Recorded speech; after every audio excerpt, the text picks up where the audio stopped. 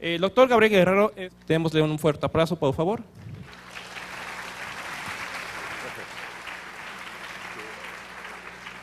Bueno, buenas tardes, espero que no se hayan equivocado de conferencia. Creo que el tema es algo muy interesante, que hoy en día está demasiado mencionado en la prensa, en todos los grandes simposiums, y les voy a hacer una pequeña semblanza, recorrido de la importancia de esta tecnología, y que creo que para todos los aquí presentes va a haber algo que les va a ser de utilidad. Vamos a hablar entonces en tres contextos, ¿sí? Entonces vamos a hablar de el por qué, ¿sí? El por qué esta tecnología es un enfoque interesante para aquellas personas que quieren saber por qué sí les interesa esto, a ejecutivos o directores, por qué o qué es lo que se van a perder si no utilizan esto, la primera parte.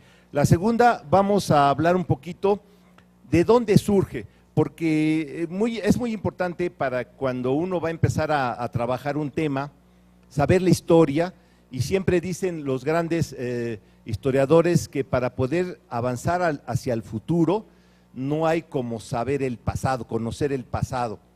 Entonces, para que ustedes avancen como investigadores, como innovadores, como creadores, siempre tienen que empezar con la historia de los conceptos, el cómo ha surgido y los grandes nombres de los que seguramente ustedes han oído algo, van a ver cómo empezaron y cómo continúan, y van a ver que son igual de mortales que nosotros, pero con una gran oportunidad que no dejaron pasar.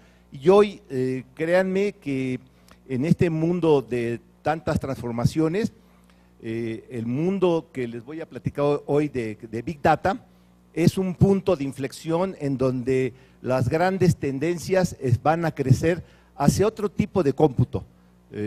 Muchos de ustedes seguramente no vieron el nacimiento de la red de internet gráfica, estamos hablando de 1996-97, y mucho menos del mundo de las redes, TCP/IP, pero si ustedes entienden esos conceptos y su evolución, va a ser de gran interés. Y la última parte es qué técnicas utiliza, ¿sí? Esto está enfocado sobre todo a los estudiantes, a aquellos jóvenes que quieren orientarse hacia algo ahorita en la escuela generalmente, y no es porque quiera menospreciar la escuela, en la escuela aprende uno a resistir y tener ganas de salir, pero cuando encuentra uno la realidad del trabajo, de la práctica profesional, se da uno cuenta que lo único que aprendió es las técnicas, los métodos, porque en general las herramientas que uno aprende no son exactamente las que requiere la empresa. Por eso hoy, en la última parte, vamos a hablar de algunos conceptos, técnicas que son de interés. Entonces vamos a empezar.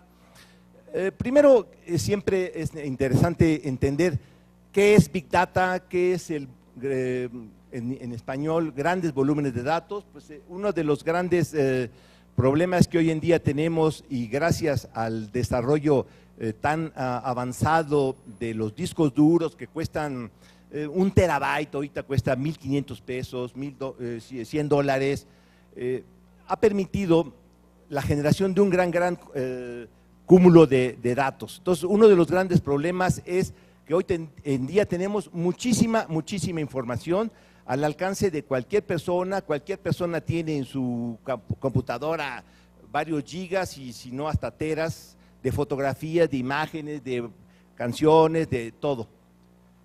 Otro de los grandes elementos que tiene esta tecnología es que también permite ayudar a aquella gran diversidad que se genera en todos los formatos que hoy en día tenemos al alcance de cualquiera, fotografías, imágenes, video, textos, formatos de tipo Word, Excel, etcétera. Todo la computación tradicional, más aparte de la computación tipo internet, redes sociales, etcétera. Entonces, hoy en día tenemos una gran diversidad de formatos y es otro de los enfoques que también aborda este concepto, metodología, que no es nuevo, tiene ya como cerca de 10, 12 años que está en el mercado, pero en el mercado, llamémosle subterráneo de la innovación, de la investigación, pero hoy ya empieza a surgir como una gran tendencia y para los jóvenes es una gran oportunidad de aprendizaje. Otra de las grandes, digamos, dimensiones que podíamos entender de esta nueva tecnología es que permite ofrecer a cualquier ser humano en una computadora la información que quiere al instante sin pensar en el volumen ni en la variedad. Estamos hablando hoy en día de lo que yo puedo afirmar que todo el mundo conoce, es el uso de los buscadores, del Twitter, del Facebook, etcétera, porque bueno, pues es lo que se ve que casi en todas las clases y en todos los trabajos, nada más están en Facebook, Twitter y redes sociales. Entonces me imagino que todos conocen de lo que estoy hablando. Entonces, esas redes sociales, esos buscadores, esos sistemas, todos tienen esta tecnología atrás, todos. Y puedo decir que gracias a estas tecnologías, este concepto ha ido evolucionando hacia donde vamos ahorita.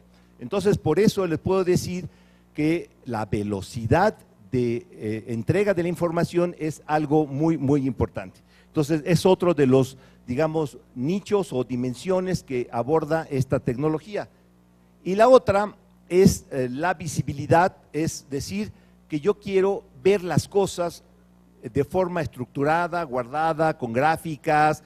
Por ejemplo, hoy en día, cuando entramos a Facebook, Twitter, YouTube o todas esas herramientas, tenemos una posibilidad muy grande de ver las cosas de forma muy bien estructurada. Por ejemplo, en el Twitter vemos nuestros contactos, nuestros que nos siguen, etcétera. En el Facebook, todas esas informaciones nos imaginan ustedes lo que hay detrás de eso, pues simplemente hay detrás esta tecnología.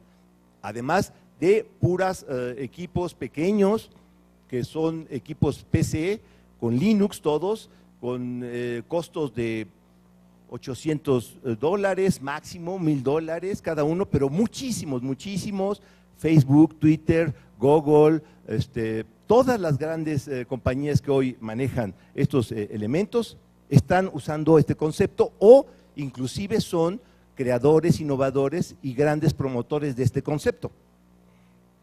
Entonces, si podemos decir rápidamente, ¿qué es Big Data? Big Data es un conjunto de técnicas, herramientas, métodos que van a permitir abordar estas 4 dimensiones: el volumen, la variedad, la velocidad y la visibilidad, es decir, poder mostrar lo que tenemos. Ustedes ven ahí, son tendencias de cómo ha ido creciendo la generación de contenido, de información. Nosotros mismos agarramos y tenemos el síndrome que se llama la teoría de los gases, o sea, nos dan una computadora y la llenamos. La teoría de los gases es: un gas ocupa el espacio que se le da, ¿sí? Siempre lo llena. Igual, nos dan una computadora, tenga 1 tera de disco duro, 500 gigas o 4 teras, lo vamos a llenar ¿de qué? De lo que ustedes quieran, pero lo vamos a llenar. ¿Por qué? Porque es el síndrome, y eso pasa muy seguido, cuando uno tiene mucha información y dice, haz una limpieza de tus datos, y resulta que en general se le va el enter cuando dice RM o del asterisco, y chin, después ya uno está lamentándose. Entonces es más fácil gastar en un disco de medio tera, que son 500 gigas, en unos 800 pesos, no cuesta más que eso, o uno de 1 tera cuesta como 1200 pesos, y dije, bueno, es más fácil que me vuelva a encontrar un trabajito que haga para ganar 1000 pesos, que vuelva a recuperar las fotos de mi infancia, cuando las tenía todas guardadas, o que hice un RM asterisco o un del asterisco punto asterisco para evitar el espacio. Entonces es más fácil trabajar más que andar haciendo limpieza. Entonces por eso la información ha crecido demasiado. Estos son los niveles de crecimiento de la información, como ha ido evolucionando. Tenemos muchas gráficas que han estado haciendo todos los grandes promotores de la tecnología, cómo va aumentando, inclusive cambiando la unidad de medida. Es como cuando era uno joven, cuando uno dice, no, ya subí un escalón, ay, ya es la gran ventaja, es como, ya generé un K de información, después vamos aumentando pues, a 1 mega, 1 giga, ahora a 1 tera, y ya 1 tera, ya cualquier hijo de vecina tiene 1 tera, o sea, ¿sí? Y ya empezamos a la siguiente escala, que es los petabytes, etcétera, etcétera. Entonces, ¿cómo se ve el crecimiento? Pues un crecimiento que todo el mundo dice exponencial, porque es la curva que va hacia arriba así muy rápido, ¿no? O sea, para aquellos que no les gusta la matemática, es como así algo muy rápido, ¿sí? Entonces, aquí está una estadística que obviamente, como ven ustedes, está sacada de los grandes promotores de esta tecnología, cómo cada segundo se genera demasiada información. Ahí estamos viendo de los órdenes de magnitud, de 1000 no sé qué teras, que se llama peta, y ahí está para aquellos que les gusta un poquito la matemática, es matemática muy elemental, pero finalmente no se asusten, son todos múltiplos de 10, de 2 a la 10, que es 1024, y ahí estamos teniendo los elementos, todos son en base a unidades de 1024.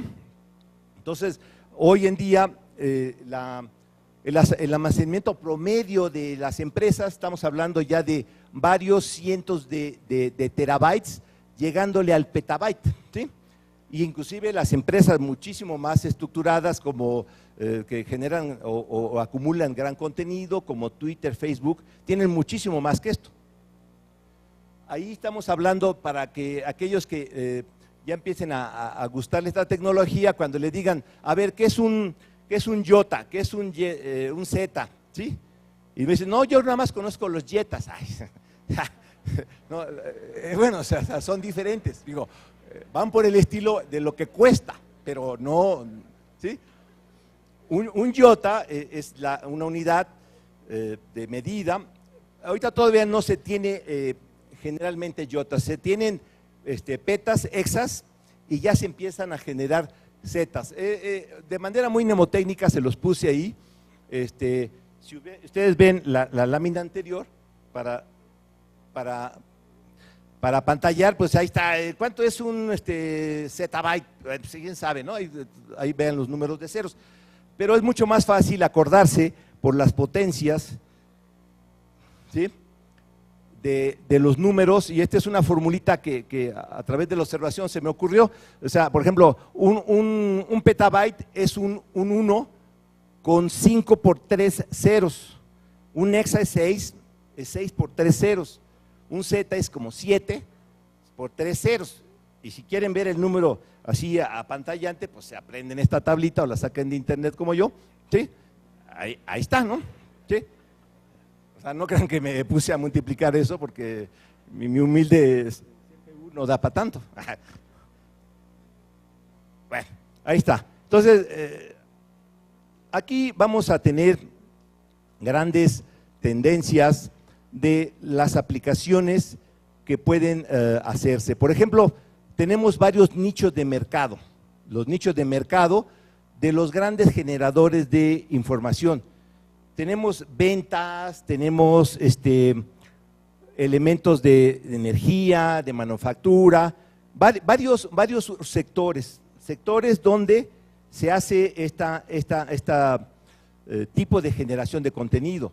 En todos los rubros, por ejemplo, hoy en día tenemos empresas que tienen muchos elementos tecnológicos para todo, ¿no? O sea, que va uno al súper y su tarjeta de fidelidad, va uno a comprar algo y para todo piden los datos, etcétera. Todo eso se va acumulando, se va guardando, y a través de eso hace uno una llamada por teléfono, el celular, Y si ustedes saben la tecnología que usa el celular, cuando yo hago una llamada al celular hay una antena cerca, y esa antena, los que manejan los celulares saben exactamente sus coordenadas, y ahora máxime que ahora los celulares también traen localizadores GPS con una certidumbre de 10 metros. Las personas pueden saber dónde le están llamando, inclusive eso ya son servicios estándar en los celulares, ¿sí? Puedo mandar mi posición, todo eso, dónde estoy, inclusive el mapa, todo eso. Bueno, todo eso, cualquier movimiento del celular genera un registro, y por ejemplo las telefónicas, las compañías que manejan los celulares están generando muchísima información de todos los elementos que uno genera a través del celular, o no se diga a través de la computadora. Tenemos también gobiernos, tenemos varias entidades que generan muchísima información. Aquí rápidamente les estoy poniendo otras láminas que obtuvimos de internet, cómo por segmento, por sector, están generando contenido. ¿Y cuál es el problema que hay ahorita? El problema que hay ahorita es que las grandes empresas, los grandes corporativos, los gobiernos están acumulando demasiados datos, y muchas veces esos datos, como son incapaces de administrarlos y guardarlos, porque genera mucha información, y ya no es tanto guardarlo, porque se dicen, yo para qué lo guardo si después no puedo hacer uso de esa información. Estamos hablando de varios teras, y entonces esa información no es viable realmente guardarla en las bases de datos tradicionales, como lo que todo el mundo conoce hoy en día del modelo relacional. Y entonces, ¿qué está sucediendo? Lo dejan guardado o lo borran. Gracias a estas nuevas tecnologías, van a ver ustedes, ahorita que entremos un poquito a detalles más tecnológicos, ¿sí? ¿Cómo es posible con humildes PCs les digo, de un costo de $800, hasta $1000 los caras, ¿sí? Y muchas de esas conectadas en red con estos programas que pueden obtenerse fácilmente de internet porque son de código abierto, se pueden hacer redes que cualquier persona puede almacenar ahí a través de los discos duros propios de las computadoras o discos duros externos la información de cualquier gran grupo corporativo, y con estas técnicas hacer desarrollos para obtener más información de la que ya se está almacenada. Entonces, son estos elementos los grandes tendencias en los diferentes segmentos. Ahí estoy poniendo otra lámina que obtuvimos de internet. ¿Cuáles son los nichos de mercado que más ventaja le están obteniendo a esto? Por ejemplo, ahorita vamos a hablar de algunos sectores en particular, 2, 3 ejemplitos muy sencillos para que vayan viendo esta tecnología, a dónde va esta tecnología. Entonces, y esta lámina es muy interesante. ¿Por qué? Porque hoy en día estamos hablando de un cambio en la economía, un cambio en la forma de generar valor. Ustedes seguramente en los años iniciales de los años 1900, cuando empezó el tren, el vapor, etcétera, después vinieron las industrias de manufactura, que eran las empresas que generaban más contenido, perdón, más valor, ¿sí? Después se empieza a tener una industria basada en alta tecnología, en automóviles, y entonces van ustedes viendo cómo los sectores más productivos y las personas que tienen la pertenencia de estas industrias van siendo los hombres más ricos. Pero si ustedes van viendo cómo ha ido evolucionando la lista de las personas que más riqueza acumulan en el mundo entero, van a empezar a ver que hay un desplazamiento muy importante de las industrias de manufactura y de cuestiones físicas como coches, como aviones, como trenes, como barcos o minería, y esos puestos han estado ya ocupados por personas que se dedican al nuevo petróleo, que es la ciencia y la industria que no tiene chimeneas, que le dicen la industria sin chimeneas, que es la innovación, pero más particularmente, si ustedes ven la lista de las personas que más valor y más riqueza han acumulado, son personas que han entendido esta lámina, que es una persona que dijo, el nuevo petróleo son los datos, no es los sistemas, y eso es muy interesante, entiéndalo. Por ejemplo, no es el que hizo Word, no es el que hizo las técnicas, no es el matemático Code o Date, no son ellos, no son los conceptores de los programas, no, son los que le dan valor a lo que ya se generó. Por eso los datos es el nuevo petróleo. Y si ustedes ven, repitiendo, ¿quiénes son los más altos en la escala de la riqueza de los lista de las personas más ricas del mundo? Son personas como el conceptor, el que vendió Facebook, Twitter, etcétera, Google, etcétera, etcétera, ¿sí? Entonces, ellos no vendieron ningún programa en sí, yo no compré Facebook, yo no compré Twitter, yo no compré nada. ¿Por qué han generado tanto? Pues porque recolectan los datos y le dan valor, ¿sí? Entonces, los datos es el nuevo petróleo, hay que encontrarlos, es que hay que generar buscadores para buscarlos, para almacenarlos, hay que traerlos, hay que refinarlos, es como acomodarlos para poder hacer uso de ellos.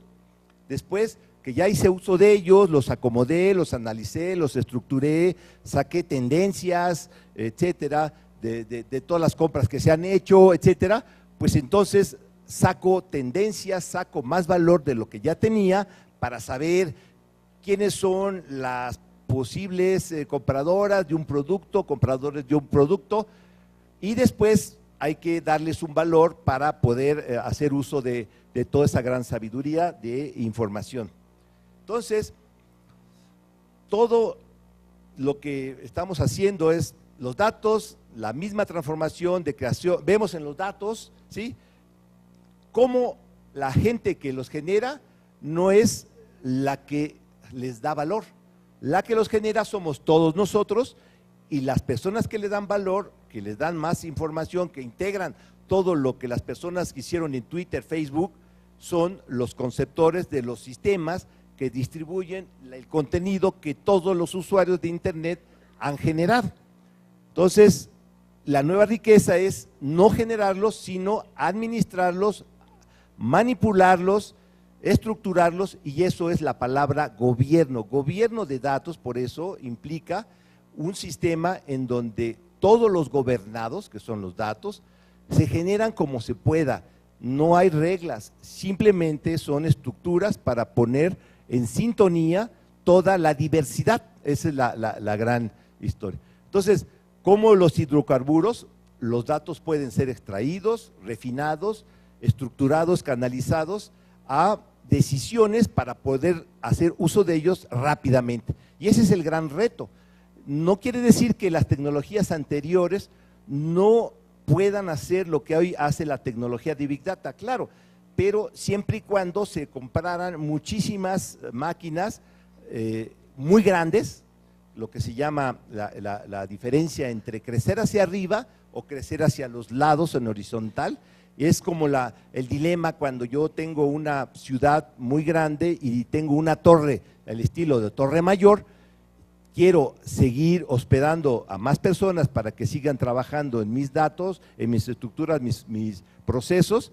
En vez de subir un piso más, lo que la tecnología está ofreciendo es compremos muchas casitas preconstruidas y equipos Linux que se compran en la esquina, ¿sí? Los meto, les configuro y sirve. Y entonces, en vez de estar generando pisos en una torre al estilo mayor, hago una ciudad de casas preconstruidas de un piso, muchísimas, 1024, 2048 o las que ustedes tengan, y entonces de esa forma lo que pueden hacer esas 2024 o 2048 máquinas o las que ustedes quieran, Imagínense cuánto tendría que yo invertir para hacer un edificio de 2048 pisos. O sea, solamente en Abu Dhabi, o donde está una torre ahí, pero que es única, ¿no? ¿Sí? Entonces, ¿cómo los hidrocarburos pueden ser extraídos, refinados y canalizados? Después, si los datos podemos compartirlos en todo el ecosistema, es un sistema donde hay muchos vasos comunicantes, para analizarlos, entonces estos se van a convertir en un dato importante. Miren, y esto lo han vivido inclusive ahora, cuando algo sucede, ustedes se comunican por Twitter, etcétera, entonces, ¿qué están haciendo? Cada uno está generando información, cada uno cuando genera un mensaje, un correo, un Twitter, un Facebook, está generando contenido.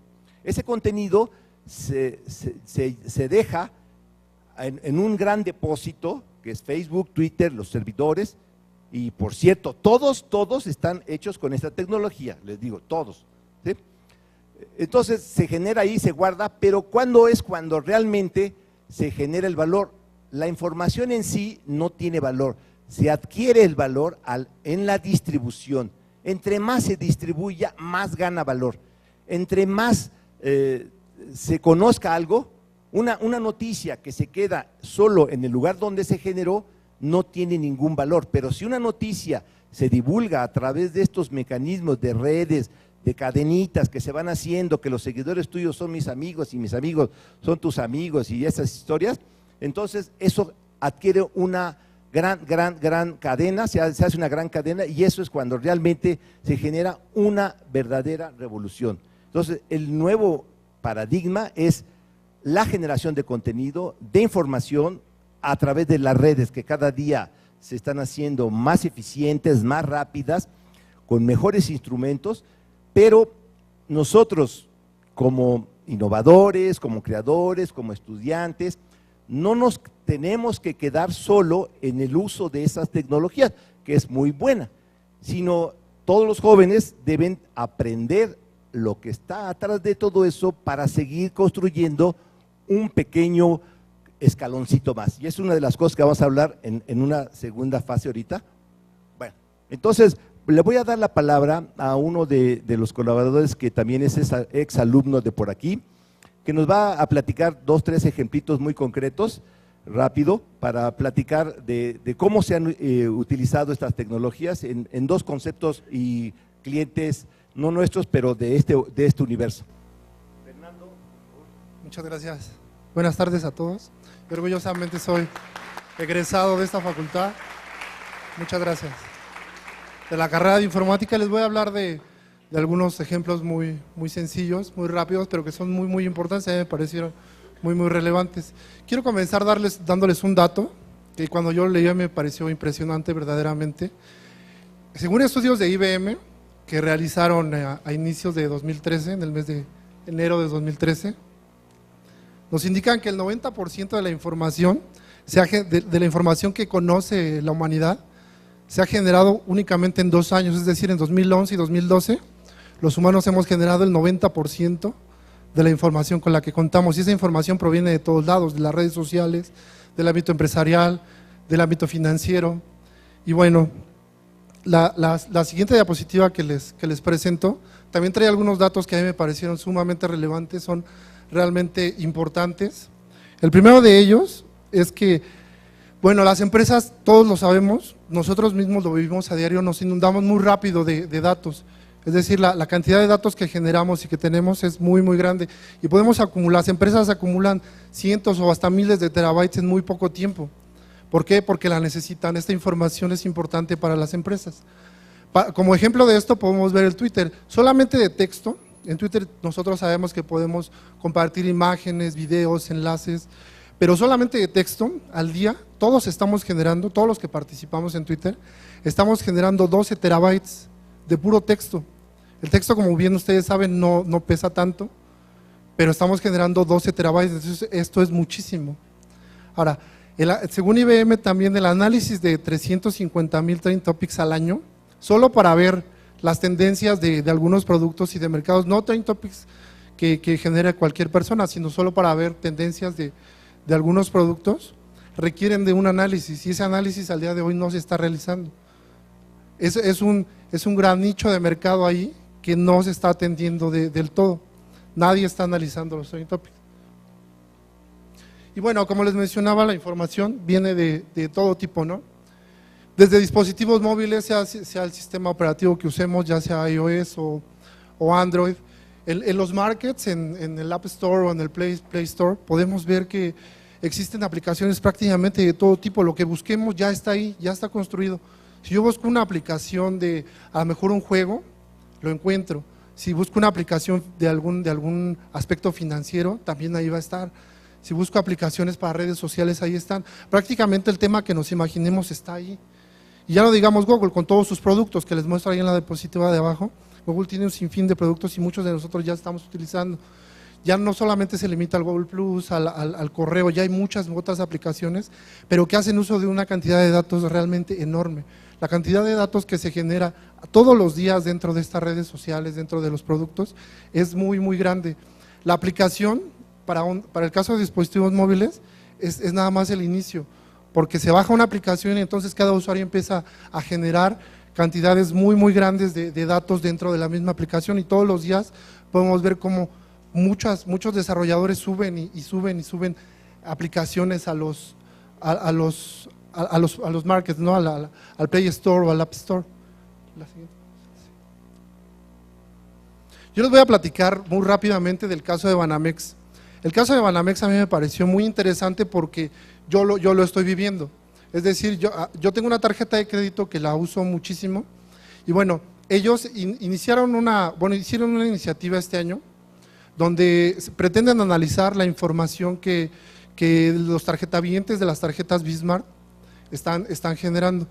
Y los ejecutivos se sorprenden y en algunos comunicados informan que para ellos ha sido muy, muy importante ver que desde los primeros días de esta iniciativa ya están obteniendo resultados que les permiten inferir en sus aplicaciones diarias, en toda la operación de todos los días. ¿Y cómo es esto? ¿Cómo lo hacen? Lo que hacen es analizar lo que estamos comprando, a qué hora lo estamos comprando y en qué lugares lo estamos haciendo.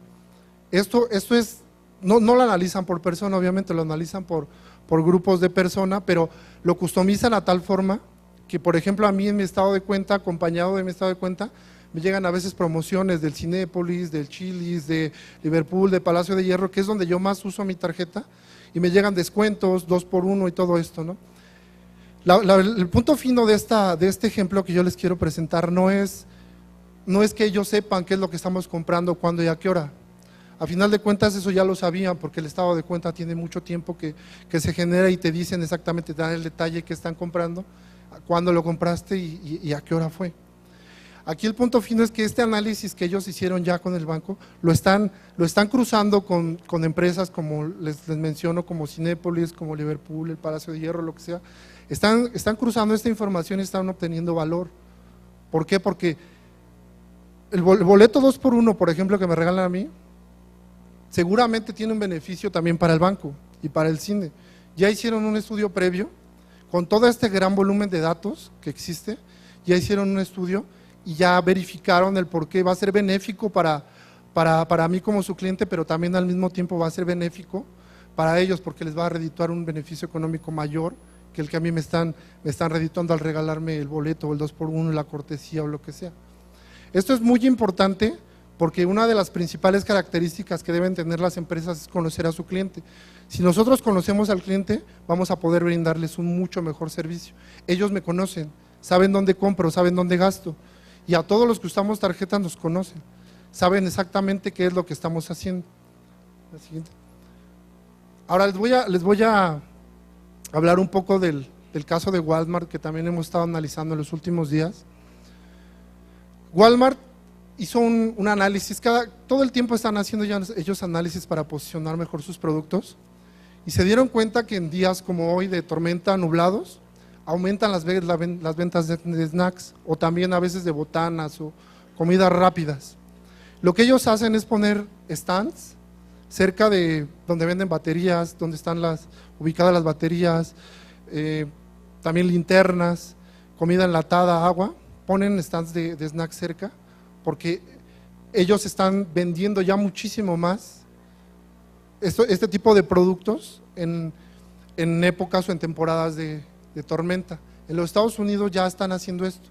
Estas empresas ya están sacándole jugo, ya están sacándole provecho a este tipo de tecnologías. Es decir, para ellos no ha sido fácil este análisis, seguramente les llevó un tiempo, pero definitivamente ahora ya les está redituando un beneficio económico.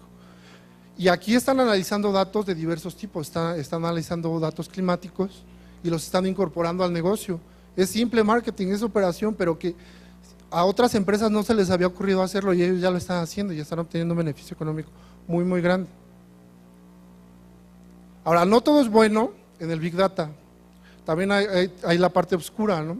Y la parte oscura principalmente es la inseguridad o la vulnerabilidad que podemos encontrar en esas cantidades tan grandes de datos podemos encontrar vulnerabilidades. ¿Por qué? Porque al final de cuentas es información personal, ¿no? Yo les decía hace un rato, Banamex me conoce, sí, pero qué tan bueno para mí sea que me conozcan tan a detalle, ¿no? Qué tan bueno para mí es que sepan exactamente los sitios que frecuento, los lugares a los que estoy asistiendo, porque esta información para el banco es buena, pero si llega a caer en manos indeseables, pues no, esta información, por lo menos yo no quisiera que se supiese, ¿no? Pero bueno, esta información está ahí, está en las manos de todos, prácticamente está en las manos de todos y bueno, he podido darme cuenta que el principal riesgo para cada una de las personas a veces somos nosotros mismos, ¿no?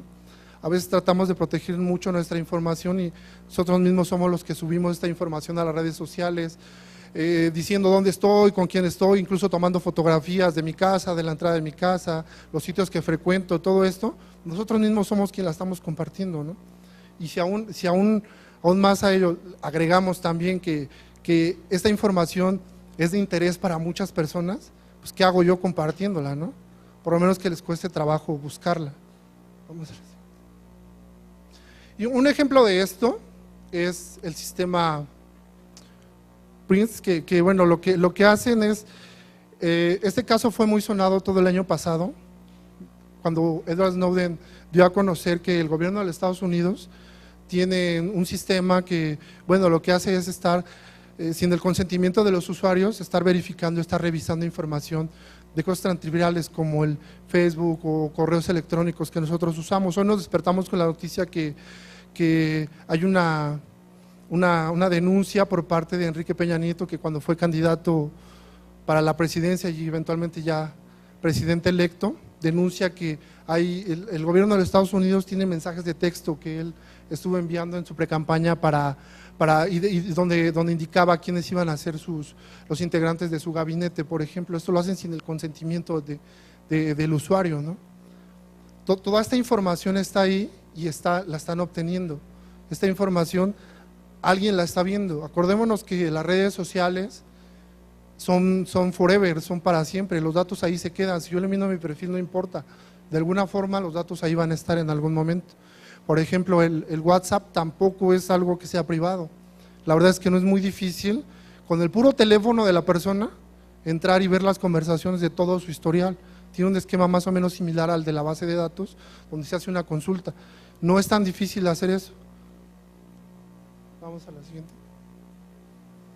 Y bueno, voy a finalizar mi participación dándoles algunos datos importantes que a mí me parecieron así de mucha relevancia, porque cada vez es más difícil para mí, seguramente para todos ustedes, es cada vez más difícil separar la vida personal de los contenidos digitales que generamos. Generamos todos los días como usuarios, las empresas, las dependencias de gobierno, todos estamos generando una cantidad muy, muy grande de datos. Mi vida privada cada vez lo es menos. Lo dice el director de la, aquí les tengo de la RS Security, que bueno, nos indica que el concepto de privacidad en línea para el 2020 va a ser prácticamente un concepto desactualizado, obsoleto. Ya no va a existir la privacidad en línea. Ahora ya está sucediendo, ya lo estamos viendo, ya podemos ver que la privacidad en línea cada vez va existiendo y va a existir menos. Ahora, el dato que les daba a un principio de mi participación, del 90% de la información, se ha generado hasta hace los últimos 2 años, 2011 y 2012, el dato ha cambiado. En la investigación, el último dato que pude conocer el día de ayer, es que en 48 horas generamos toda la información que la humanidad desde el inicio de la civilización había generado o creado hasta el año 2003. Es decir, que la tasa de crecimiento en los últimos años se ha ido aumentando y va a seguir aumentando. Es por eso y les comparto esta frase que a mí me pareció muy buena y me gustó mucho, donde indico que el futuro es digital y está basado en datos y datos. Esta inercia no es que queramos o no seguirla, no es que queramos o no subirnos al barco del Big Data. Esta inercia ya está en el mundo y tenemos que seguir en esta corriente y tenemos que seguir viviendo con el Big Data. No podemos irnos en contra de esta ola. Entonces, pues, el futuro es digital y está basada en datos. Entonces, de hoy en adelante, nuestra vida va a estar siempre compartiéndose con el Big Data. Muchas gracias. Bueno, para seguir esta plática, charla, quisiera ahorita decir, miren, entonces hasta aquí podemos decir qué es lo que es Big Data, quiénes están usando Big Data, los grandes corporativos. Los datos los generamos todos, los datos están por todas partes. Pero ¿cuál es la diferencia? Como la diferencia que existía en esa lámina, pues si hay petróleo en muchos lados, pues está bien que exista el petróleo, pero si no podemos ir por él y extraerlo, refinarlo, es decir, sacarle provecho a los datos crudos, que son los datos guardados en las aplicaciones cuando la empresa generó la base de datos para saber las compras, las ventas, las bases de datos de todas las empresas productivas que generaron un sistema para nómina, para recursos humanos, para llevar las clientes, etcétera, o por ejemplo, hablando de esta institución de seguridad social que todos conocemos de color verde, con 4 letras, ¿sí?, que tiene una base de datos para los asegurados, otro para los beneficiarios, otro para las tarjetas que tienen los derechohabientes, otro para las empresas, otro para los pagos de los trabajadores que hacen cada vez que hacen sus aportaciones a los seguros de vida, vigencia de derechos, otra base de datos para el histórico, otra base de datos para los clientes o derechohabientes de las unidades médicas, otra base de datos para los doctores que atienden, otra base de datos para las recetas, etcétera. O sea, esta institución que les hablo tiene cientos de bases de datos y por lo tanto otros tantos cientos de sistemas que las generan, tablas, informaciones, etcétera, 85 millones de personas o registros, 1.000 millones de movimientos, etcétera, etcétera. Entonces, instituciones como esta hay muchas en todo el sector, sea de salud, sea de manufactura, sea las empresas. Entonces, todos los sistemas están ahí. Los datos están guardados en las bases de datos que todos conocemos. Oracle, SQL Server, Access o la estructura que manejan de los bomberazos cuando hay que entregar a como es del lugar es Excel. O sea, es la herramienta por excelencia de las noches de desvelo cuando se tiene que entregar algo, no hay como Excel. Es una pequeña basita de datos cuando sabe sumar y cuando sé hacer unas pequeñas macros ya la libré y hago unas grafiquitas y con eso se presenta el reporte y vámonos, ya. Ahora, todo eso es la generación del contenido para el propósito del cual fue hecho el sistema, pero los datos que están ahí, que están guardados, es el petróleo abajo de superficie. Hay que ir por ella, esa información, sacarla a la superficie, es como decir, sacar el petróleo y hacer refinerías, es decir, agarrar los datos que vienen, como estaba explicando Néstor Fernando, de las compras que tiene Banamex, que tiene todo su historial, o por ejemplo, los llamados por teléfono que hicieron de la Telefónica 1, 2 o 3 o 4, todo está guardadito, nos cobran al segundo, y esos datos sirven solo para facturación. Los tienen ahí para cualquier litigio, pero no les dan valor. Ahora las nuevas compañías que quieren hacer uso de esos datos, junto con las telefónicas, van y le dan las bitácoras de los movimientos. O por ejemplo, una página de internet va y le da las bitácoras de Apache, del servidor web Apache, genera bitácoras para cada movimiento, para cada clic, para cada imagen, genera un registro. Imagínense lo que se genera, millones de registros. Entonces, todo eso hace lo que se llama campañas de orientación sobre los clics, ¿sí? Los clics que hago cuando activo una página, ¿cuáles son las páginas más vistas? ¿De qué segmento del mercado de mi sitio web? Yo soy una venta Liverpool o Palacio de Hierro, etcétera, que tiene sitios de publicidad. ¿Cuáles son los sitios más consultados, etcétera? Todo eso se genera a través de las bitácoras del log del Apache. Entonces, todo eso para meterlo en las bases de datos tradicionales estaba no difícil, pero sí complicado. Como era además no estructurado, porque no son los campos estrictamente cartesianos de una matriz rectangular, que es una base de datos relacional, cuesta un poco de trabajo meterlo en las bases de datos relacionales. Entonces, por eso vino este mundo de Big Data. Entonces, a partir de ahorita, la siguiente segmento de la conferencia, les voy a platicar a aquellos que les interese hacer un poquito más allá de ser programadores de rutina, sino a aquellos que quieren saber el porqué, es decir, lo que es la historia para poder avanzar al futuro. Y eso es lo que la gente a veces no entiende, que para verdaderamente avanzar, a veces hay que retroceder en el conocimiento. Entonces, ahorita les voy a platicar un poquito la línea del tiempo, de dónde ha venido surgiendo esto. Entonces, tenemos, y estoy hablando de algo que, pues, en 1998, pues yo ya estaba jugando con las computadoras.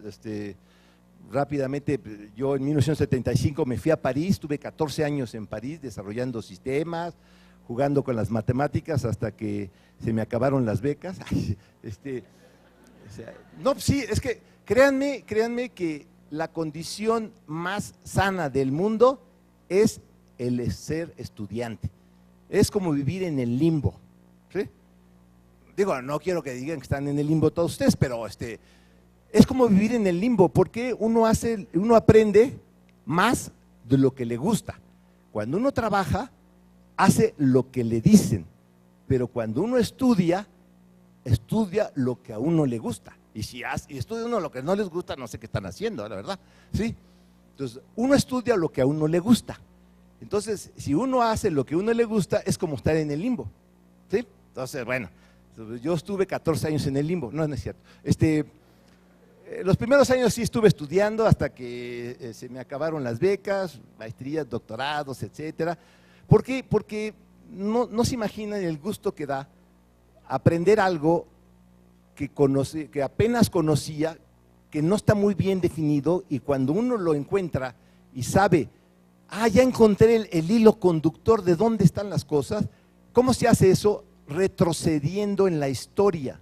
Y eso es lo que hoy en día no entienden los jóvenes, que los grandes creadores de la pintura, de la música, de la matemática, de la astronomía, siempre tenían obras, dice, variaciones de un tema de, y ese tema de era un sabio de 2, 3 décadas antes o siglos, ¿no? Y así vemos a los grandes, Chopin, Beethoven, Leonardo da Vinci, todos los grandes, no chiquitillos ahí, ¿sí? Esos grandes siempre se basan, como yo les digo, copiando y mejorando. O sea, yo les digo, eso es japonesear. Y si yo les digo, ¿cuál es el verbo mexicanear? ¿Lo saben o no saben qué significa mexicanear? Copiar y quitar lo que no entiendo, no sé que me vayan a preguntar. Y entonces, si le quito lo que no entiendo y le voy a quitar la base de la columna, o sea, no sé para qué está este palo aquí, ¿no? estaba deteniendo la de arriba. Digo, pues entonces, eso es mexicanía. No, no mexicanía, en japonés, quiere decir copien y mejoren. Y después, quítenle todo lo que sea de lo anterior, digan, mire qué bonito me salió, ¿no? O sea, eso es lo que hacen los japoneses y ahora no se diga los chinos, ¿no? Pero bueno. Entonces, en 1980, y ya no puse antes, porque esto es una parte de los sistemas, tenemos el mundo TCP/IP. Muchos de ustedes todavía ni habían nacido, pero en ese momento había dos grandes tendencias, que redes, y después había un concepto muy el ISO y las capas, y etcétera, etcétera, redes tipo Microsoft y otros, etcétera, y viene la rama TCP/IP, que desde hace muchos 10 años anteriores había surgido de Unix. Después tenemos otro gran punto importante que marca la historia, es en 1996 el nacimiento del Internet gráfico, porque Internet, que es el intercambio de información entre computadoras, existía desde hace muchos años, pero de forma texto. Cuando viene el mundo gráfico, los navegadores, y uno de los más importantes que empezó se llama Netscape, es uno de los grandes aportadores de información. Después viene otro concepto muy importante, una vez que empieza a generarse contenido, se empiezan a guardar en el servidor web, que en ese contexto ya empezaba Apache, el servidor web que es de código abierto y que todo el mundo lo puede usar, y ahí se hacían las páginas y a través de ese servicio se distribuía la página, las fotos, etcétera. Pero se guardaba esa información en las máquinas de los servidores. Después empezaron a generar lo que se llamaban las arañas, los web crawlers, los que extractores, los que iban por la información, la traían y la guardaban. Sí, son los web crawlers. Estamos hablando de extractores, en 96, 97. En 98, ya una vez que empecé a acumular mucha información, entonces empezaron a decir, ¿ahora qué voy a hacer con tantos datos? Por otro lado, tenemos también de forma paralela el mundo de las bibliotecas digitales, el mundo de las bibliotecas que viene desde Babilonia, los bibliotecarios, que tienen mecanismos y técnicas para estructurar los datos de los libros, de los documentos, de las fotografías, para catalogarlas. Pero eso se hacía en papel. Entonces, cuando ya empiezan a converger las dos filosofías, la acumulación de contenido digital con la acumulación de contenido de papel, de los bibliotecarios de la época de la biblioteca de Alejandría y todo eso, se empiezan a juntar esas dos tecnologías y empiezan a surgir la idea de por qué no hacemos buscadores de todo el contenido digital que las arañas, los web crawlers, nos estaban dando. Entonces viene una tendencia en 1998 de los navegadores. Nada más para referencia, yo ya en ese contexto, yo en 91 estuve como profesor de tiempo completo en el ITAM y ya después en 92 me salí de ahí y empecé a poner una compañía pequeñita que se dedica a algo muy esotérico, que es ser apagafuegos de la informática. O sea, nos dedicamos a resolver problemas, no hacer sistemas, sino a resolver los problemas que generaron otros, y afortunadamente, como hay muchos que generan problemas, pues no falta la chamba, ¿no? Afortunadamente, o sea, si ustedes quieren hacer algo nuevo, está difícil, pero si quieren ir a ayudarle a todas las cosas que los otros no saben hacer, pues como hay muchos que les ayudan, pues entonces hay buena chamba, ¿no? Entonces, en esos contextos ya estábamos nosotros trabajando en algunas ideas de manejar grandes contenidos de información, porque en ese momento, estamos hablando de los años 98, venían ya las bases de datos relacionales y Oracle y todas esas cosas. Entonces, estamos hablando que en 98 ya tenemos los buscadores. Después empiezan las compañías que vienen a surgir como innovadoras, que son aquellas que guardan el contenido de lo generado en Internet, como buscadores de aquella época de Netscape, etcétera, etcétera. Después empieza ya una gran tendencia en el 2000, técnicas para buscar rápidamente en los grandes contenidos de datos, de páginas, de fotos, de imágenes, de audio, de video, de Word, etcétera, cómo buscar el Word que yo generé, o el Excel, o la fotografía que subí.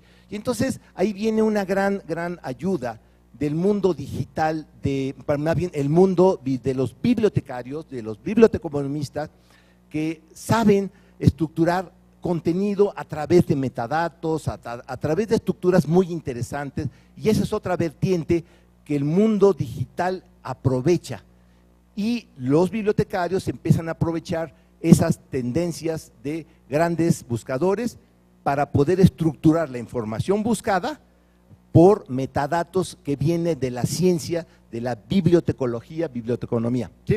Bueno, entonces estamos ya en el mundo en 2000, donde empiezan las grandes volúmenes. Después, en el 2003, ya había nacido Google y todas estas tendencias, y en el 2003, ¿cuál es el problema que tenía Google en el 2003? Pues tenía miles y miles de contenido generado en línea por internet. ¿Cómo lo podía guardar? Ya sabía buscarlos, ya sabía ofrecerlo a través de un algoritmo que hicieron de clasificación de qué es lo que es importante. No es lo más visitado.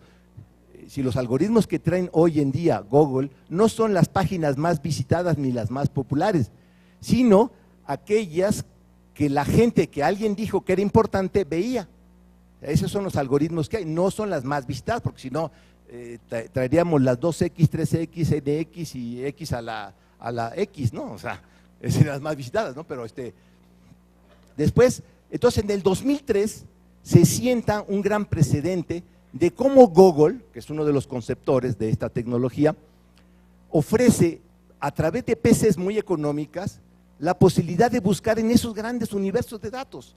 Y dijo, no voy a comprar una maquinota, porque ni siquiera podía caber todos los datos en los Oracle y Sybase y Formix del momento, sino voy a hacer, como les dije, una arquitectura en donde por pedacitos voy haciendo las cosas. Entonces viene una primera idea muy interesante, que es en el 2003, el Google File System.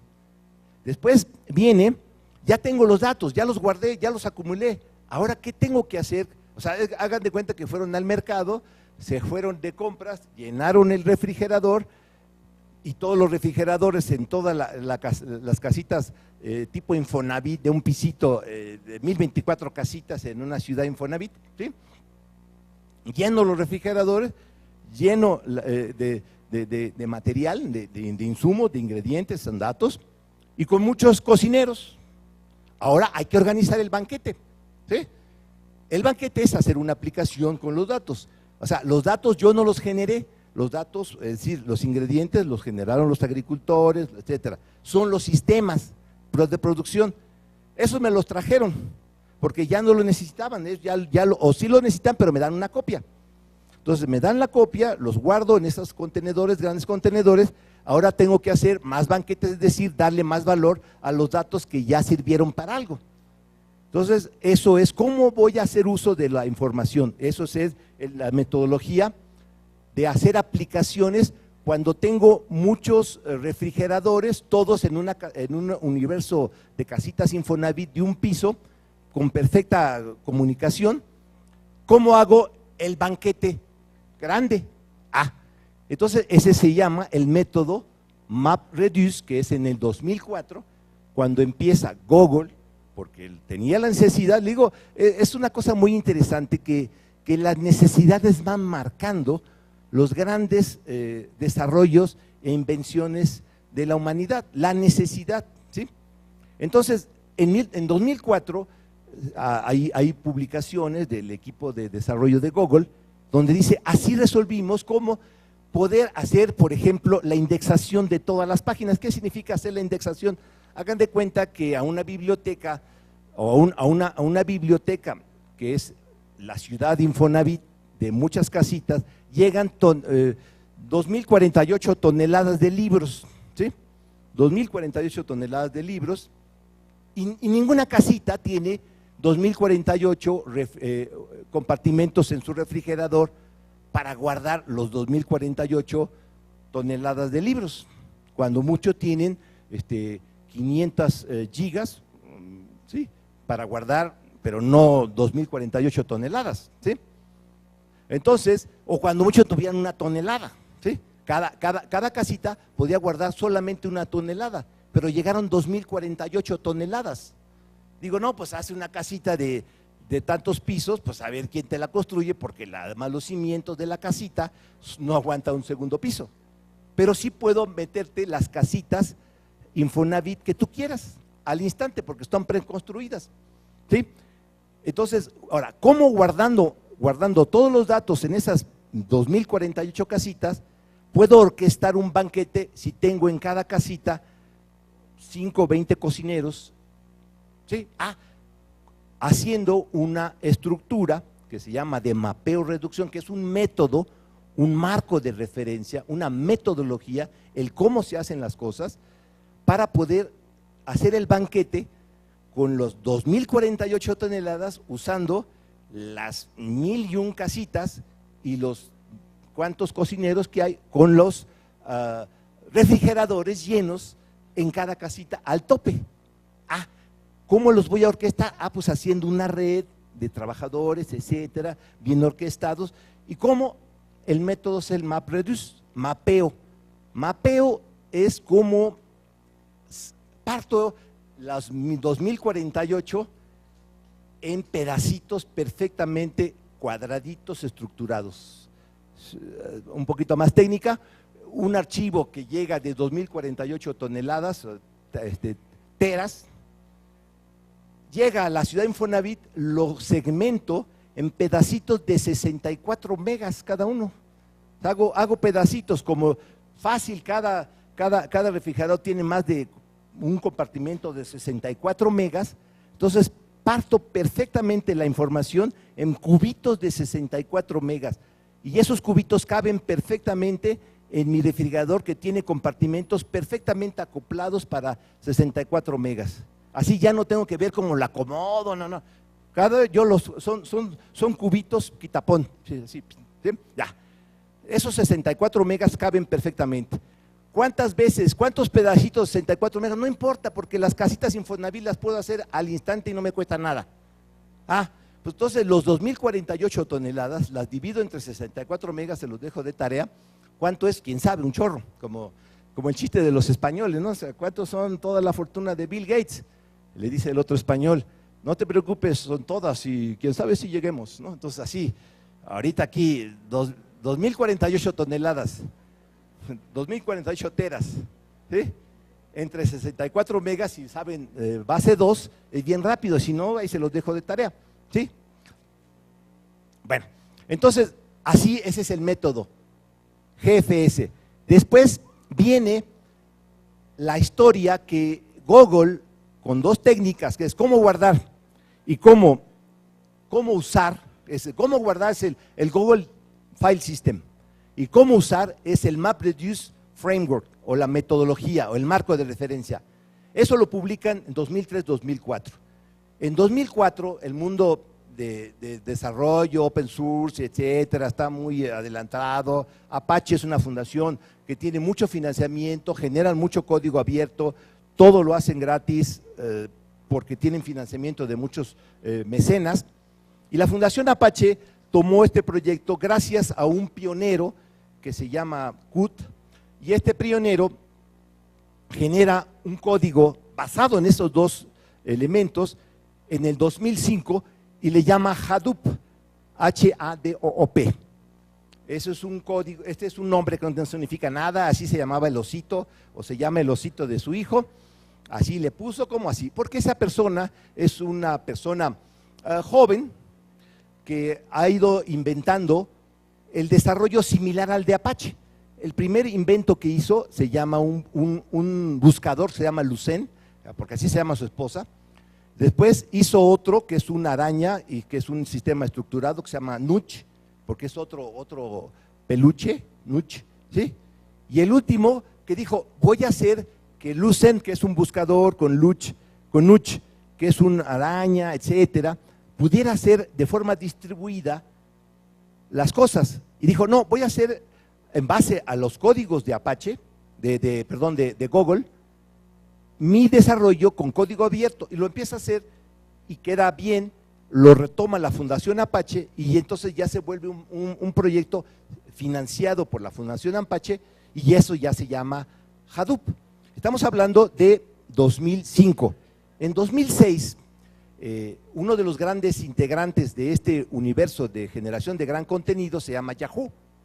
Yahoo ve y está siempre al tanto de lo que está sucediendo, contrata a este fulano, Kut se llama, y entonces bajo los auspicios de Yahoo empieza a generar la nueva versión ya estructurada y esa es la que usa Yahoo hoy en día en todos sus sistemas. Entonces Yahoo financia a este proyecto y ya después en el 2008 ya se vuelve un proyecto estrella de la Fundación Apache y a partir de 2008 ya es un código utilizado por los grandes, Facebook, Twitter, todos los grandes del mundo de redes, todos los grandes de IBM, Amazon, los grandes, los que están arriba del Forbes, de los grandes generadores de información, de contenido y de riqueza, los sistemas que tienen las compañías están basadas en este software, todos. Este es un documento que les recomiendo lean, es la acta de nacimiento del Google File System. Es importante leerlo, van a ver ustedes los fundamentos, está hecho por unos ingenieros de Google. Este es el otro que habla del método, también eso se lo recomiendo que lo lean, es la acta de nacimiento donde están los fundamentos. Después vamos a tener el otro gran universo. Ya tengo muchos datos, tengo muchas informaciones, pero ¿cómo es posible buscar rápidamente en tantos elementos de información como son teras? Porque lo que hemos estado hablando, que es el Google File System o el Yahoo, el Hadoop Distributed File System, el HDFS, y el MapReduce, que es el método, es el cómo guardo y cómo utilizo, pero no habían oído aquí cómo busco. Pues esa es la evolución tecnológica. Un problema muy grande es cómo busco. Y ahí viene un concepto fundamental, que es el nuevo concepto de las nuevas estructuras, de los nuevos métodos de organización que se llama Key Value. Llave, valor, llave, registro, lo que hoy en día estamos hablando de el movimiento no SQL, de las bases de datos que no son relacionales, que las bases de datos que se llaman Big Data, Big Table, Big HI, etcétera. Lo nuevo que está surgiendo. Esto está basado en un concepto muy sencillo, matemático, que se llama Key Value, el paradigma del Key Value. Aquí viene rápidamente la evolución del concepto. Lo que vimos antes era la evolución de los sistemas, esta es la evolución del concepto. Todos estos conceptos vienen de estudios matemáticos, de gente que ha estudiado en 1992, bueno, esto no los rusos que lo inventaron, el concepto no son los únicos que lo inventaron, sino ya venía un movimiento muy grande de gráficas por computadora, de un pionero de la computación y matemática que se llama Donald Knuth. El libro son cuatro libros que son la Biblia de los algoritmos, la Biblia de lo que tienen que aprender, algoritmos de computación. Entonces, ese es uno de los pioneros, es un profesor de Stanford. Después vienen otra serie de investigadores muy interesantes. En 1992 hay unos rusos que se llaman Adelson, Belsky, Landin, que inventan una nueva forma que es estructurada, mucho más estructurada para poder buscar. Entonces el problema de buscar se relaciona con una teoría de gráficas y se hace una gráfica para de ubicar las llaves de los registros y esa gráfica es como un árbol. Entonces se hacen árboles que más o menos de manera figurada, es como un árbol que tiene muchas manzanitas, pero que tiene más o menos el mismo número de manzanitas en la última capa y que solo difiere de una rama. Esos son los árboles balanceados. Tenemos en 70 otro concepto muy importante que son los filtros de Bloom, es otra técnica muy importante de toda esta tecnología. Después viene en 1970 el modelo relacional por el matemático Code Después viene también otro, que es digamos, historia. En 1970 hay un joven que se llama Lawrence J. Ellison, a lo mejor no lo conocen, pero sí conocen su compañía, es uno de los hombres más ricos del mundo hoy, es el dueño de Oracle, es Larry Walsh, le dicen Larry Ellison, Lawrence Ellison es el dueño de Oracle.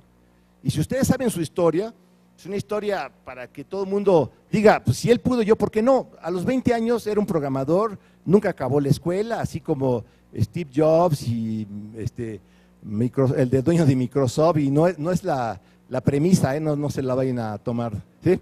O sea, esos nunca acabaron, nunca acabaron la escuela, pero sí acabaron sus proyectos, esa es la diferencia. Son gente, como yo le digo, necia con rumbo. O sea, es necio y tiene un rumbo, ¿sí?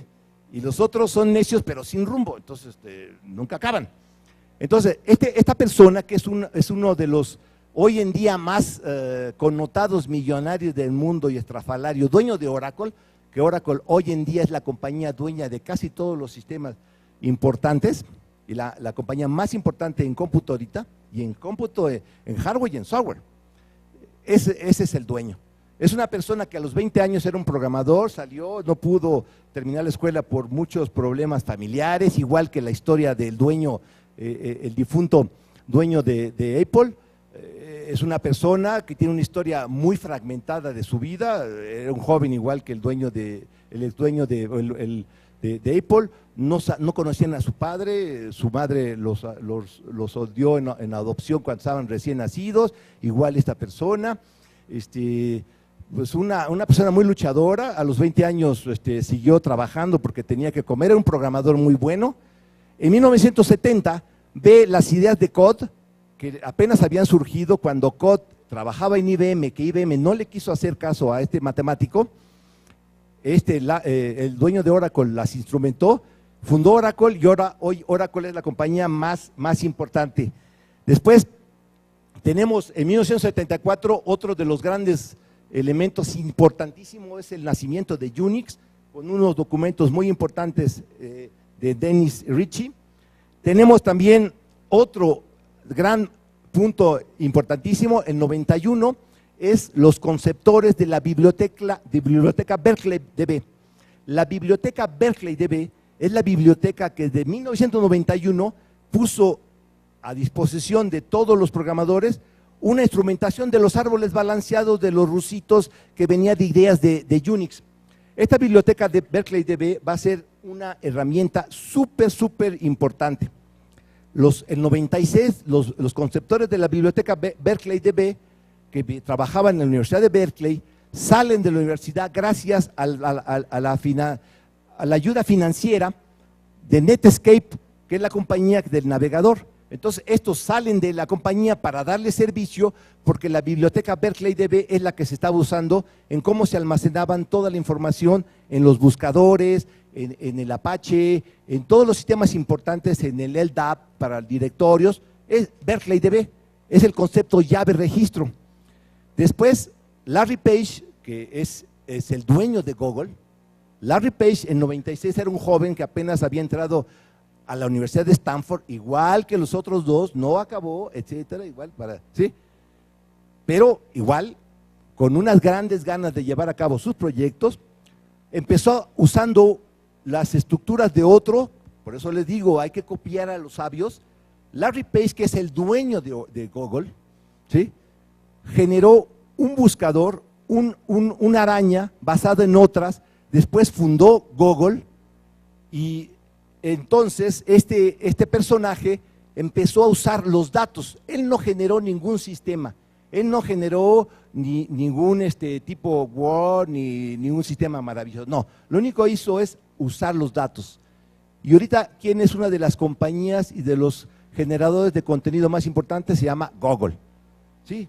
Después tenemos otras versiones de Berkeley que han ido añadiendo, mejorando, y esta era una compañía aislada que otorgaba y regalaba su código. Es tanta la importancia de esta biblioteca, que es la biblioteca llave registro, que es la base de todo esto. Todos estos conceptos están basados en un nuevo concepto que se llama llave registro, que es árboles balanceados Berkeley. la compañía Sleepycat era la más prestigiosa que tenía esta biblioteca. Entonces, ¿qué sucedió? Lo que sucede siempre, que cosas que son muy importantes se compran, y entonces Oracle compró BerkeleyDB, así como Microsoft compró las bibliotecas para el SQL Server. BerkeleyDB ya ahora, a partir de 2006, es parte de Oracle. Y así tenemos la historia. Oracle después compró Sun Microsystems y después, ahora ya hay un nuevo concepto muy importante, se llama Dremel, que es el nuevo concepto que va a revolucionar el mundo del desarrollo de aplicaciones en forma de red, que es un concepto otra vez promocionado por Google y todo su staff de investigadores. Bueno, entonces, para terminar y ya dejar la palabra para ver preguntas-respuestas. Entonces, aquí podemos decir que viene ya la parte final, es ¿ahora qué? Lo que acabo de platicar era la historia, los documentos de fundamento, cómo los grandes sabios o promotores o gente con mucha visión de negocio, ¿sí? Como son los dueños de Google, los dueños de Facebook, los dueños de Twitter, los de Amazon, los dueños de Oracle, los de Sleepycat, los dueños de una nueva compañía que está surgiendo que se llama Cloudera, es una nueva compañía que está instrumentando esto, Big Data, otras compañías que están surgiendo. ¿Cuál es la diferencia entre un estudiante brillante y un estudiante que, aunque no sea brillante, es pertinaz, dedicado, con un objetivo muy claro? Es la perseverancia. Entonces aquí lo que sigue es, ahora sí, ¿qué puedo hacer yo, estudiante de informática, de matemáticas, para empezar a entrar en este mundo? Es muy sencillo. Ustedes pueden bajar el software. ¿Qué técnicas? Muy fácil. Bajan el software del sitio de Apache. Apache es una de las compañías hoy en día que ofrece más código en las grandes tendencias, en la punta de la tecnología. Son códigos súper bien estructurados. Es una fundación que tiene unos grandes financiadores, su código súper bien documentado, gratis todo, tiene los mejores investigadores y las compañías más importantes se retroalimentan siempre del código hecho por la Fundación Apache. El código Hadoop, que es el código hoy en día, el pilar de todo esto, se baja gratis de la página de Apache. Está muy sencillo, se baja. Después de que lo bajen, se van a tener que pelear un poquito, porque lamentablemente esto solo funciona en Linux. Entonces, ahorita con esto, a fuerza tienen que entrarle a Linux. Se puede, si ustedes quieren, meterse a Windows, a Macintosh, o a lo que ustedes quieran, o a Solaris si quieren, pero van a sufrir mucho, porque todo lo que está hecho, que está probado y que se baja fácilmente, está hecho para solo dos plataformas de Linux, las más utilizadas, que son el CentOS y el OpenSUSE. Son gratis, funcionan muy bien. Entonces, moraleja, si quieren las recetas de cocina para hacer un buen banquete, vayan ustedes al súper y compren los ingredientes para hacer su banquete. ¿Cuál? Van a comprar o ir, porque es gratis además, traerse un sistema operativo, el que más les guste, CentOS o SUSE. Ya, SUSE, CentOS, ¿cuál? Yo les digo, aquellos que les guste el ambiente tipo Windows, ratonero, bonito, chuchita, SUSE, ¿sí? Y aquellos que les guste más así el comando puro y duro, línea de tecleado, qué sé yo, CentOS. Los dos tienen ambiente gráfico, pero SUSE tiene más herramientas gráficas al estilo Windows, además no es por nada, pero SUSE tiene un gran apoyo de Microsoft. Entonces, SUSE tiene más estructuras para Windows, ventanas, etcétera, cosas al estilo Windows, pero SUSE no tiene la potencia para cosas empresariales como lo tiene CentOS, ¿sí? Entonces, si quieren empezar a aprender, SUSE. Y si quieren hacer cosas estructuradas para hacer de desempeño importante, CentOS. Bueno, obviamente se bajan que es el Hadoop, Después sigue empezar a jugar con la tecnología de aplicaciones. Obviamente todo esto está hecho en una tecnología de código abierto, todo el código se entrega, se puede aprender. Aquí se requiere que ustedes sepan programar y eso es una de las herramientas que no deben de dejar. Todo informático debe hablar al menos un idioma o un lenguaje. ¿Cuál? Puede ser el que ustedes quieran, puede ser C, .NET, el que quieran, puede ser Java, puede ser C#, puede ser Python, puede ser PHP o alguno que no conocen, pero que yo les recomiendo que no dejen de empezar a aprender, se llama Perl, como perla, pero sin A, ¿sí?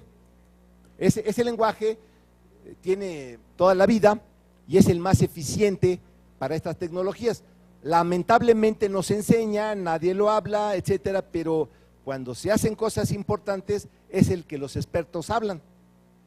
Bueno, entonces, el ejemplo que está ahí muy esquemático, es un ejemplo muy sencillo, todo viene documentado en esta tecnología, está hecho en Java la tecnología, por eso si saben Java va a ser de gran utilidad. Después, si no saben Java y saben algún otro lenguaje, llámele Python, llámele PHP, Perl o C++ o C, el que ustedes quieran, esta tecnología ofrece un puente que se llama un streaming, Hadoop Streaming, en el cual se puede programar en cualquier lenguaje. No hay problema, al que ustedes sepan, en esta biblioteca ustedes generan sus programas y a través de esa biblioteca, esta biblioteca la traduce a como entiende la biblioteca Hadoop. Entonces no hay problema, el chiste es saber alguno. Entonces con el Hadoop Streaming se pueden hacer cosas muy sencillas. Después, este es el sitio donde también les recomiendo que eventualmente cuando la gente quiera hablar o estudiar el lenguaje que les digo que se llama Perl, perla como Sinam, este lenguaje es muy eficiente y es un lenguaje ideal para el manejo de cadenas de caracteres, etcétera, etcétera. Entonces, después viene otra tecnología, toda sobre Apache, que es el PIC, el cochinito. ¿Por qué? Porque la tecnología de mapeo reducción requiere aplicaciones Java, así como cuando estábamos programando en redes, necesitábamos hacer programación de sockets, TCP/IP a muy bajo nivel, que le llama casi ensamblador. El MapReduce es como ensamblador, es complicado, no es sencillo, pero afortunadamente hay otro lenguaje que se llama PIC, como el cochinito. ¿Por qué? Porque ese cochinito se come lo que quiera, por eso se llama PIC, ¿sí? Es un cochinito donde ustedes programan en este ambiente y un programa mapeo reducción de Java tiene 200 líneas y este código tiene 10 o 20. Es lo mismo, aquellos que sepan Perl, Perl es un programa hecho en C. Si yo programo una aplicación en C, van a ser 200 líneas y en Perl son 20, y hace lo mismo. Pero yo nada más programo la esencia en Perl y en C tengo que decirle todo. Igual como a mapeo reducción Java, tengo que decirle todo y en PIC solo le digo la esencia. Hadoop, MapReduce, todo eso está, para terminar, en un contexto nuevo, de una nueva filosofía, de una nueva ciencia que se llama la ciencia de datos. La ciencia de datos, inclusive hoy en día empiezan a haber maestrías y aquí en la facultad, el año que entra voy a empezar a dar un curso de esto, el año que entra en la facultad aquí en la maestría, de la ciencia de datos, que es una intersección entre el mundo de la matemática, la computación y el uso de estas tecnologías, pero ya así pura y dura, con técnicas y con computadoras para hacer. Entonces, la ciencia de datos es hoy en día toda esta disciplina en donde se aborda la matemática, la estadística, la topología. Es una nueva disciplina donde ahorita hay demasiadas necesidades de gente que quiera trabajar. Si ustedes quieren conseguir rápido un trabajo, aplíquense un poquito a esta ciencia, vean las ofertas de trabajo que hay en el mundo entero, de ciencia de datos, gente que sepa un poco de matemáticas y un poco de computación, hay eso. Entonces, ya para terminar,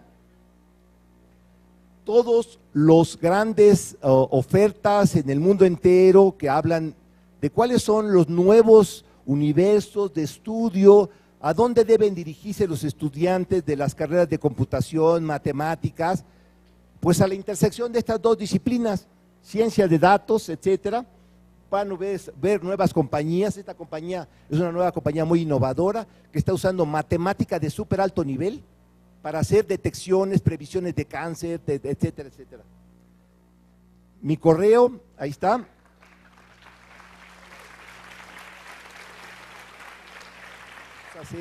A mí me gusta mucho desde tiempos de la prehistoria, he estado alrededor de la UNAM dando conferencias, cursos, etcétera, y me gusta mucho seguir el método de Leonardo da Vinci, de los grandes, en donde les daba oportunidad a los jóvenes que no sabían nada, pero que eran necios con rumbo, que se integren con nosotros al equipo. Varios de sus compañeros que están aquí, el propio Néstor y aquí mi gran presentador, han sido parte de alumnos, etcétera, en donde les tratamos de enseñar por la emulación, no por darles conceptos, sino decirle, a ver, apréndele, así como antes.